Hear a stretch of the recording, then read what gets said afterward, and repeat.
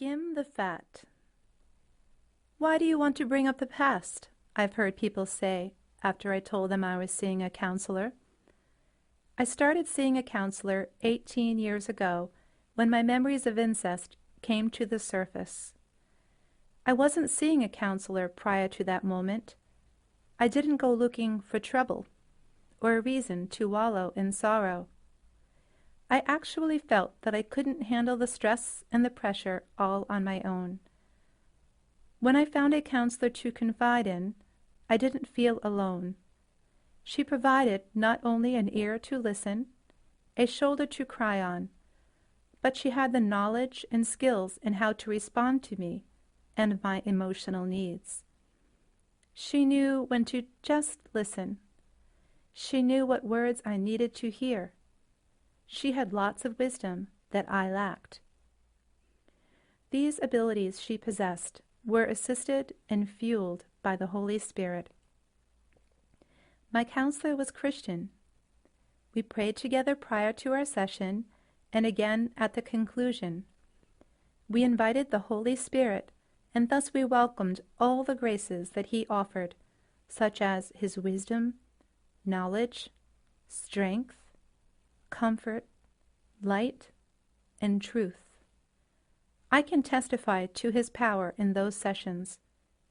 Healing passed swiftly and powerfully through me. Did I welcome the pain that accompanied the healing process? Certainly not. But I didn't run away from it. I took on my past as a fighter does in the boxing arena. I wanted to conquer all that haunted me, my recurring nightmares, countless dead-end relationships, seeing my father and the men I dated, an endless pit of loneliness, never being satisfied or happy. I wanted to be rid of it, rid of the fat. When I was a young girl, I remember the first time I saw my Nana, Skim the Fat. She took the day-old pot of chicken soup out of the refrigerator. I thought, boy, that doesn't look like the chicken soup I saw her make yesterday. She saw the look of question on my face, and then explained to me that she was removing the fat that rose to the top and then hardened. She preferred to throw the unhealthy fat into the garbage rather than eat it. By the looks of it, I had no objections. It didn't look very appetizing to me. Since that day, I've made chicken soup of my own. I've noticed that if I don't remove the day-old fat from my soup and just reheat it, the layer of fat seems to disappear. But it really doesn't. When the soup is heated, the fat liquefies and blends in with the water. With this analogy, I hope to explain the effects that our childhood wounds have on our lives. Our childhood experiences, whether good or bad, taint our view of things. In my case, my deepest wounds came from the abuse of men. My father, brother, great-grandfather, and near stranger wounded me. Later, as an adult, I harbored feelings of hate, anger, and fear towards them. It kept me from having healthy, happy relationships with men.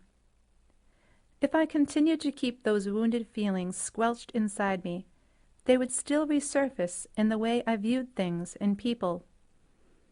I know this to be true. Before I underwent counseling, I had horrible relationships with men. I could never allow a man to get close to me. I feared they would hurt me, abuse me, abandon me, or see me as I truly was, which wasn't a good opinion. Another part of me hated men and didn't want to be close to one. Those feelings led me to want to abuse and hurt men any way I could. Through counseling, I became aware of these hidden feelings.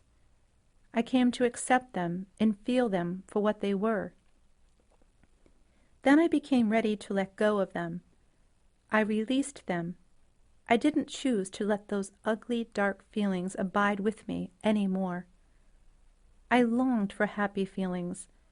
I longed to be filled with love. I prayed to God to fill me with His love. I didn't know what love was, or how it was supposed to feel. I didn't know how to be happy. What did it mean to live in peace? I remember my first real laugh. I was in my early 20s. I made a sound that erupted from the depths of my soul. The sound was a joyful one. It described the feeling that I had within. I was so surprised to hear myself make that unfamiliar sound. So this is what it feels like, I thought. I had only pretended to laugh all these years.